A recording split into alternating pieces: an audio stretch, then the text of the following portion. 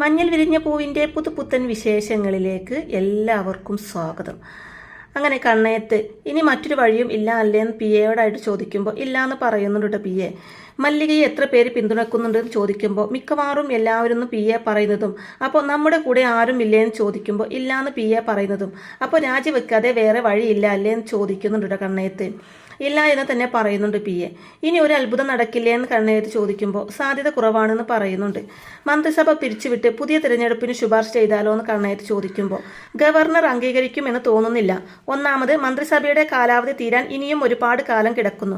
രണ്ടാമത്, മല്ലികക്ക് വ്യക്തമായ ഭൂരിപക്ഷം ഉണ്ടെന്ന് പറയുമ്പോൾ അപ്പോൾ ആ വഴിയും രക്ഷയില്ല.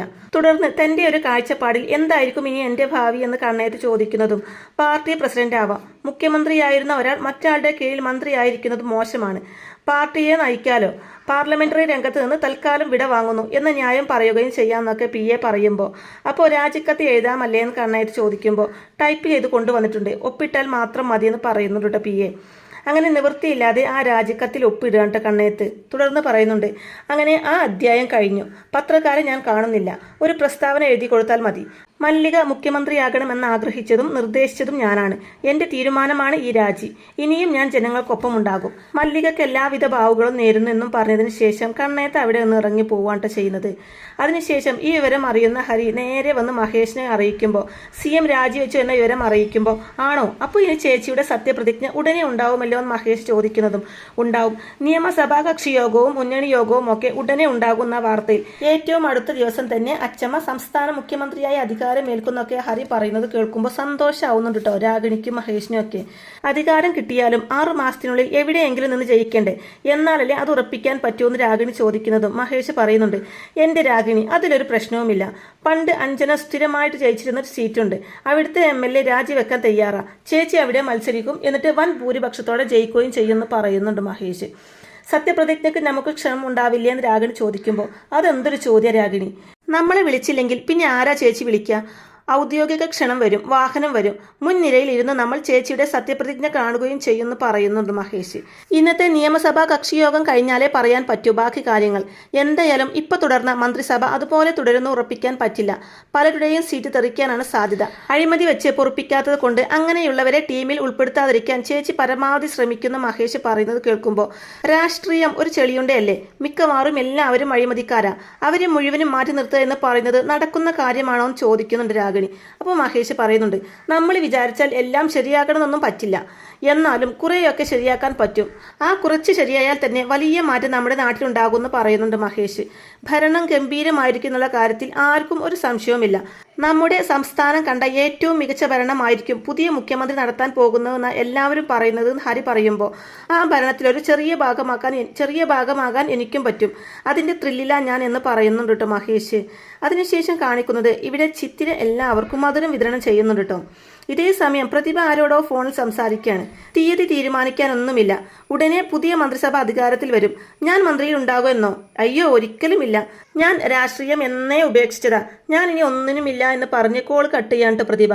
തുടർന്ന് മല്ലികാമയോടായിട്ട് സത്യപ്രതിജ്ഞ എപ്പോഴാണ് എല്ലാവർക്കും അറിയേണ്ടതെന്ന് പറയുമ്പോൾ അതൊക്കെ അവിടെ നിൽക്കട്ടെ, നീ ഇപ്പൊ അവിടുന്ന് ഒരു വാചകം പറയുന്നത് ഞാൻ കേട്ടായിരുന്നല്ലോ എന്ന് മല്ലികാം പറയുന്നതും എന്ത് വാചകം എന്ന് പ്രതിഭ തിരിച്ചു ചോദിക്കുമ്പോൾ രാഷ്ട്രീയം ഉപേക്ഷിച്ചെന്നോ ഇനി ഒന്നിലേക്കും ഇല്ല എന്നോ എന്നൊക്കെ മല്ലികാം പറയുന്നതും അതെ ഞാൻ രാഷ്ട്രീയം ഉപേക്ഷിച്ചു എന്ന് പ്രതിഭ മറുപടി പറയുന്നതും മുഖ്യമന്ത്രിയാകുന്ന എന്റെ വലം കൈയായി നീ വേണം എന്നാണ് എനിക്ക്, അപ്പോഴോന്ന് മല്ലികാമ ചോദിക്കുമ്പോൾ അത് വേണ്ട മല്ലികെ, നീ കഴിവുള്ളവളല്ലേ, നിനക്കൊറ്റക്ക് ഭരിക്കാവുന്നതേ ഉള്ളൂ എന്ന് പറയുന്നുണ്ട് കേട്ടോ പ്രതിഭ.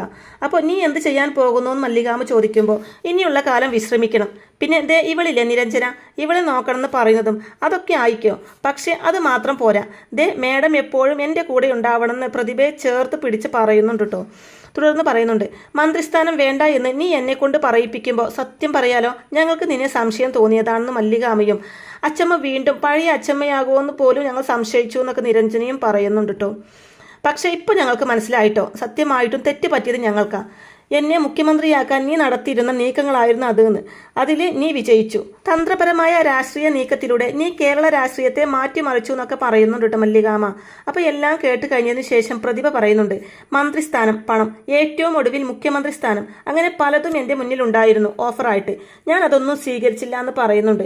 എനിക്കിനി ഒരു മടങ്ങിപ്പോക്കില്ല. ഞാനിപ്പോൾ ഏറ്റവും കൂടുതൽ വെറുക്കുന്നത് പഴയ പ്രതിഭയെയാണ്. അങ്ങനെയുള്ള ഞാൻ നിന്നെ ചതിക്കുമെന്ന് ചോദിക്കുന്നുണ്ട് പ്രതിഭ. അതൊക്കെ എനിക്ക് മനസ്സിലാവും. അതുകൊണ്ടാ കൂടെ ഉണ്ടാകണമെന്ന് ഞാൻ പറഞ്ഞത്. നീ ഉണ്ടെങ്കിൽ അതിനെനിക്കൊരു വില. നീ ഉണ്ടാവണം എന്ന് പറയുന്നുണ്ട് കേട്ടോ മല്ലികാമ്മ. പറ്റില്ലെന്ന് പറയല്ലേ അച്ഛമ്മേ, ഒരുപാട് ഉത്തരവാദിത്വമുള്ള ഒരു ജോലിയല്ലേ മുഖ്യമന്ത്രിയുടേത്. അത് നല്ല രീതിയിൽ ചെയ്യണമെങ്കിൽ നമുക്കൊരു സഹായിയുടെ ആവശ്യമില്ലേന്ന് ചിത്തിരിയും. അത് വെറും ഒരു സഹായി ആയിരുന്നാൽ പോരാ, വിശ്വസ്തയായിരിക്കണം, കഴിവുള്ളവളായിരിക്കണം. അതിന് നീയാ പറ്റിയത് എന്ന് മല്ലികാമ്മയും പറയുന്നുണ്ട്. അപ്പോൾ പ്രതിഭ എന്തോ പറയാൻ തുടങ്ങുന്നതും മറുത്തൊന്നും പറയണ്ട, ഞാൻ നിന്നെ നിയമിച്ചു കഴിഞ്ഞിരിക്കുന്നു എന്ന് പറയുന്നുണ്ട് മല്ലികാമ്മ. അപ്പോൾ അത് കേട്ട് ശ്രീജ, ഇത് മുഖ്യമന്ത്രിയുടെ ഉത്തരവാ, അതനുസരിക്കാതിരിക്കാൻ പറ്റില്ല എന്ന് ശ്രീജ പറയുമ്പോൾ അപ്പോൾ അതിന് സമ്മതിക്കുകയാണ് കേട്ടോ പ്രതിഭ. അപ്പോൾ ഇനി സത്യപ്രതിജ്ഞ. മല്ലിക പ്രതാപി എന്ന ഞാൻ ഭരണഘടനാപരമായി വ്യവസ്ഥാപിതമായ സംവിധാനത്തോട് കൂറും വിശ്വസ്തയും പുലർത്തുമെന്ന് പ്രതിഭ പറയുന്നതും എല്ലാവരും ചിരിക്കുകയാണ് കേട്ടോ. അതിനുശേഷം മല്ലികാമ്മ സത്യപ്രതിജ്ഞ ചെയ്യുന്നുണ്ട്. അതിനുശേഷം ഇതെല്ലാം ന്യൂസിൽ റിപ്പോർട്ട് ചെയ്യുന്നുണ്ട്. സംസ്ഥാനത്തിന്റെ മുഖ്യമന്ത്രിയായി മല്ലിക പ്രതാപ് സത്യപ്രതിജ്ഞ ചെയ്ത് അധികാരമേറ്റു. സെക്രട്ടേറിയറ്റ് പരിസരത്ത് പ്രത്യേകം സജ്ജമാക്കിയ വേദിയിൽ നടന്ന പ്രൗഢഗംഭീരമായ ചടങ്ങിൽ ഗവർണർ സത്യവാചകം ചൊല്ലിക്കൊടുത്തു. ഈശ്വരനാമത്തിലായിരുന്നു മല്ലിക സത്യവാചകം ചൊല്ലിയത് എന്നെല്ലാം ന്യൂസിൽ റിപ്പോർട്ട് ചെയ്യുന്നുണ്ട്. അതിനുശേഷം സത്യപ്രതിജ്ഞ കഴിഞ്ഞ് പോലീസ് അകമ്പടിയോട് കൂടി മല്ലികാമ്മ വീട്ടിലേക്ക് വരികയാണ്. ആദ്യം തന്നെ പ്രതിഭ കാറിൽ നിന്നിറങ്ങി കുടയും പിടിച്ചു നിൽക്കുന്ന റസിയെ കണ്ട് ആദ്യം ഒന്ന് പുച്ഛിച്ച് ചിരിക്കുന്നുണ്ട് കേട്ടോ. തുടർന്ന് പറയുന്നുണ്ട്, മുഖ്യമന്ത്രിയുടെ സുരക്ഷാ ചുമതലയുടെ ഓർഡർ കിട്ടിയില്ലേ, കാറിന്റെ ഡോർ തുറന്നു കൊടുക്കാൻ ഇനി പ്രത്യേകം പറയണോ, പോയി തുറക്കടി എന്നൊക്കെ പറയുമ്പോൾ റസിയക്ക് ഒരു കുലുക്കവും ഇല്ല കേട്ടോ. അപ്പം നീ എന്താണ് നോക്കി നിൽക്കുന്നത്? CMന്റെ പൊളിറ്റിക്കൽ അഡ്വൈസറാണ് ഞാൻ, എൻ്റെ അധികാര പരിധി നിനക്കറിയാലോ, മര്യാദക്ക് പറഞ്ഞതനുസരിക്കടി എന്ന് പറഞ്ഞ് റസിയയുടെ നേരെ പൊട്ടി തുറക്കുന്നുണ്ട് കേട്ടോ പ്രതിഭ. അപ്പോൾ അതേസമയം മല്ലികാമ്മ കാറിൽ നിന്ന് ഇറങ്ങി വരുന്നുണ്ട്. എന്നിട്ട് റസിയയെ ഒന്ന് രൂക്ഷമായി നോക്കിയതിന് ശേഷം മല്ലികാമ്മ പ്രതിഭയെയും കൈപ്പിടിച്ച് രണ്ടുപേരും ഒരുമിച്ച് അകത്തേക്ക് പോവാണ് കേട്ടോ. അപ്പോൾ അവിടെ ഉമ്മറത്ത് ചിത്തിരിയും നിരഞ്ജനിയും ആരതി ഒഴിയാൻ വേണ്ടി കാത്തു നിൽക്കുകയാണ്. അങ്ങനെ മല്ലികാമ്മയെയും പ്രതിഭയെയും ഒരുമിച്ച് നിർത്തി ആരതി ഒഴിയുന്നുണ്ട് ചിത്തിര. അങ്ങനെ അച്ചമ്മ മുഖ്യമന്ത്രിയായി എന്ന് പറയുന്നുണ്ട് ചിത്തിര. തുടർന്ന് മഹേഷിനെയും കൂട്ടി മല്ലികാമ്മ അകത്തേക്ക് കയറി പോവാണ് കേട്ടോ. ശേഷം മല്ലികാമ്മ പറയുന്നുണ്ട്, ഇതെല്ലാം ഇവളുടെ ഒരൊറ്റ കഴിവാ, ഞാൻ സ്വപ്നത്തിൽ പോലും വിചാരിച്ചതല്ല ഇങ്ങനെയൊക്കെ സംഭവിക്കുമെന്ന് മല്ലികാമ്മ പറയുന്നതും. ഇപ്പോഴാണ് കേരളത്തിൽ ഒരു ജനപക്ഷ മുഖ്യമന്ത്രി ഉണ്ടായത്. അഞ്ജനയ്ക്ക് ശേഷം മല്ലിക, അതിനുശേഷം ചിത്തിര. ആ പരമ്പര ഇങ്ങനെ നീളട്ടെ എന്ന് പറയുന്നുണ്ട് പ്രതിഭ. അപ്പോഴേക്കും ശ്രീജ പായസവുമായിട്ട് അങ്ങോട്ടേക്ക് വരുന്നുണ്ട് കേട്ടോ. പുറത്തു നിൽക്കുന്നവർക്കും കൊടുക്കുമെന്ന് മല്ലികാമ്മ പറയുന്നതും പ്രതിഭ ഉടനെ തന്നെ റസിയയെ വിളിച്ചിട്ട് പറയുന്നുണ്ട്, ഈ പായസം അവിടെ നിൽക്കുന്ന പത്രക്കാർക്ക് കൊടുക്കുമെന്ന് പറയുമ്പോൾ റസിയക്ക് അത് അത്ര ഇഷ്ടപ്പെടുന്നില്ല കേട്ടോ. എന്താടി ഒരു അനിഷ്ടം പോലെയെന്ന് പ്രതിഭ ചോദിക്കുമ്പോൾ അപ്പോൾ മല്ലികാമ്മ പ്രതിഭയെ തടയാൻ കേട്ടോ. എന്നിട്ട് പറയുന്നുണ്ട്, റസി ഒരു പോലീസ് ഓഫീസറല്ലേ, മുഖ്യമന്ത്രിയുടെ വീട്ടിൽ അടുക്കള പണി ചെയ്തു എന്ന് നാളെ ഒരു ആരോപണം ഉണ്ടാവണ്ടെന്ന് പറയുമ്പോൾ ഇവളെ കൊണ്ട് ഇതല്ലേ ചെയ്യിക്കേണ്ടതെന്ന് പറയുന്നുണ്ട്. തുടർന്ന് റസിയോടായിട്ട്, മുഖ്യമന്ത്രിയുടെ കംഫർട്ട് അതൊരുക്കുക എന്നുള്ളതാണ് നിന്റെ ജോലി, വെയിലത്ത് കൂടെ ചൂടിക്കൊടുക്കുക, സമയാസമയത്ത് മരുന്ന് കൊടുക്കുക, അതെല്ലാം നീ വേണം നോക്കാന്നൊക്കെ പ്രതിഭ പറയുമ്പോൾ മല്ലികാമ്മ റസിയയോടായിട്ട് പറയുന്നുണ്ട്, പ്രതിഭ അങ്ങനെയൊക്കെ പറയും, റസി അതൊന്നും ചെയ്യണ്ട, മരുന്നുകളെല്ലാം ഞാൻ കഴിച്ചോളാം, എൻ്റെ സെക്യൂരിറ്റി ചാർജ് ആണെങ്കിലും ഒഫീഷ്യൽ മാത്രം ചെയ്താൽ മതി, മറ്റൊന്നും ചെയ്യേണ്ടതില്ല എന്ന് പറയുന്നുണ്ട് കേട്ടോ. മനസ്സിലാവുന്നുണ്ടോ എന്ന് ചോദിക്കുമ്പോൾ ഉവ്വ് എന്ന് പറയുന്നുണ്ട് റസിയ. എനിക്ക് നിന്നോട് ഒരു പകയുമില്ല, തിരിച്ച് ഇങ്ങോട്ടും അങ്ങനെ ഒരു സമീപനമാണ് ഞാൻ പ്രതീക്ഷിക്കുന്നത്. മുഖ്യമന്ത്രി പോലീസ് ഓഫീസർ അങ്ങനെ ഒരു ബന്ധമാണ് ഞാൻ ആഗ്രഹിക്കുന്നത്. എങ്ങനെ വേണമെന്നുള്ളത് റസിയക്ക് തീരുമാനിക്കാമെന്ന് പറയുന്നുണ്ട് മല്ലികാമ്മ റസിയയോടായിട്ട്. അതിനുശേഷം കാണിക്കുന്നത് മഹേഷ് രാഗിണിയോടും ഹരിയോടുമായിട്ട് പറയുന്നുണ്ട്, എന്നെ ഓഫീസ് സ്റ്റാഫിലാണ് ഉൾപ്പെടുത്തിയിരിക്കുന്നത്. മുഖ്യമന്ത്രിയുടെ ഓഫീസിൽ ഇനി എന്നും ഞാനുണ്ടാകുന്ന മഹേഷ് പറയുന്നതും അതെന്തായാലും നന്നായി, ഏറ്റവും വിശ്വസ്തനായ ആൾ വേണ്ട സ്ഥല ഓഫീസ്, അവിടെ അച്ഛനുണ്ടാകുന്നത് തന്നെയാണ് നല്ലതെന്ന് പറയുന്നുണ്ട് കേട്ടോ ഹരി. അപ്പോൾ അവിടെ തന്നെ ആയിരിക്കില്ലേ ആ പ്രതിഭയെന്ന് രാഗിണി ചോദിക്കുന്നതും ആയിരിക്കും, അതിനെന്താന്ന് ചോദിക്കുന്നുണ്ട് മഹേഷ്. അല്ല, അവർ പിൻ സീറ്റിൽ ഇരുന്ന് ഭരിക്കാൻ പോവാന്ന് രാഗിണി പറയുന്നതും അതൊന്നും ചെയ്യില്ല, ആരെ എവിടെ നിർത്തണം എന്ന് ചേച്ചിക്ക് നന്നായിട്ടറിയാം. ഒരു സൂപ്പർ മുഖ്യമന്ത്രി ചമയാനാണ് പ്രതിഭയുടെ ഭാവമെങ്കിൽ അത് ചേച്ചി മുളയിലേ നുള്ളി കളഞ്ഞോളൂ എന്ന് പറയുന്നുണ്ട് മഹേഷ്.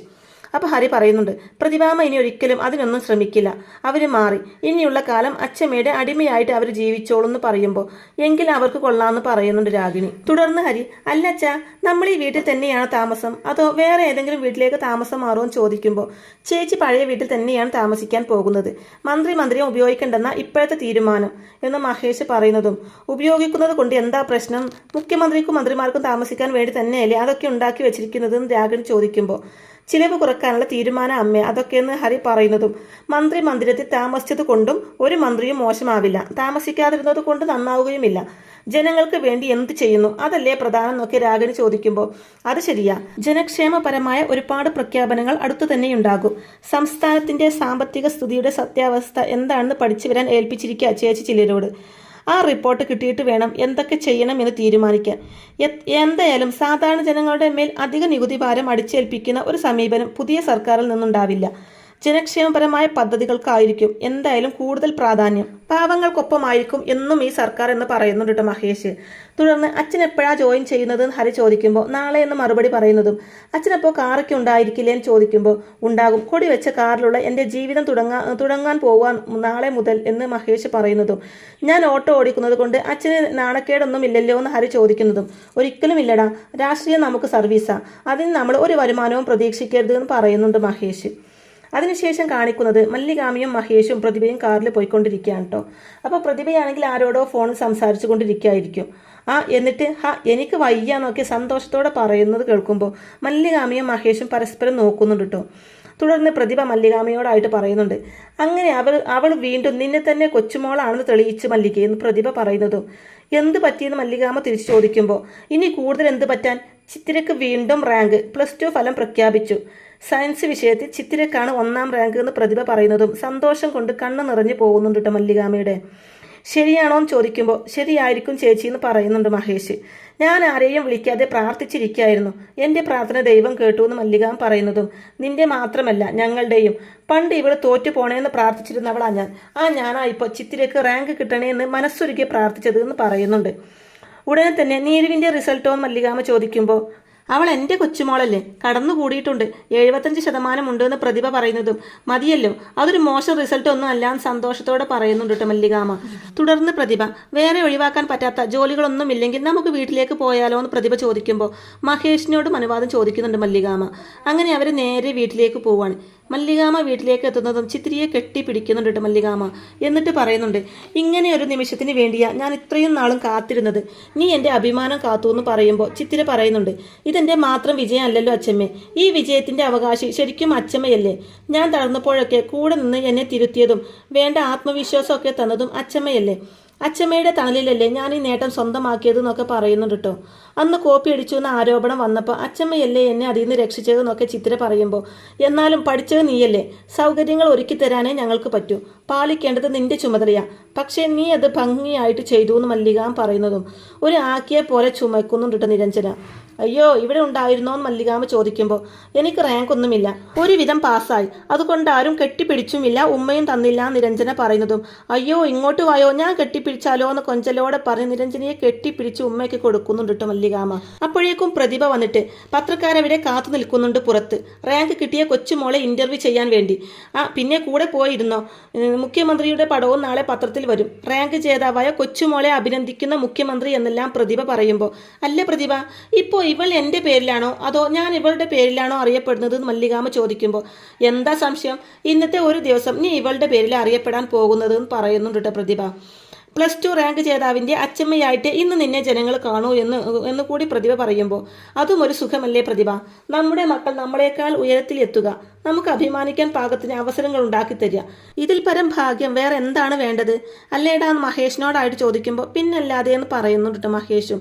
തുടർന്ന് പ്രതിഭ കേട്ടോ മല്ലിക പറഞ്ഞത്, നിനക്കും ഇതുപോലൊരു അവസരം എനിക്കും ഉണ്ടാക്കി തരാൻ പാടില്ലായിരുന്നോ നിരഞ്ജനയോടായിട്ട് ചോദിക്കുമ്പോൾ എൻ്റെ അച്ഛമ്മേ, സത്യത്തിൽ എന്നെയാ നിങ്ങൾ എല്ലാവരും അഭിനന്ദിക്കേണ്ടത്, ഒന്നും പഠിക്കാത്ത ഞാൻ 75% മാർക്ക് വാങ്ങുന്നതാണോ അതോ എല്ലാം പഠിക്കുന്ന ഇവൾ റാങ്ക് വാങ്ങുന്നതാണോ വലുത്, ഞാൻ 75% വാങ്ങുന്നതല്ലേ, അതുകൊണ്ട് എല്ലാവരും വരിയായിട്ട് വന്ന് എന്നെ കൺഗ്രാറ്റ്സ് ചെയ്തോളൂ തമാശയോടെ പറയുന്നുണ്ട് നിരഞ്ജന.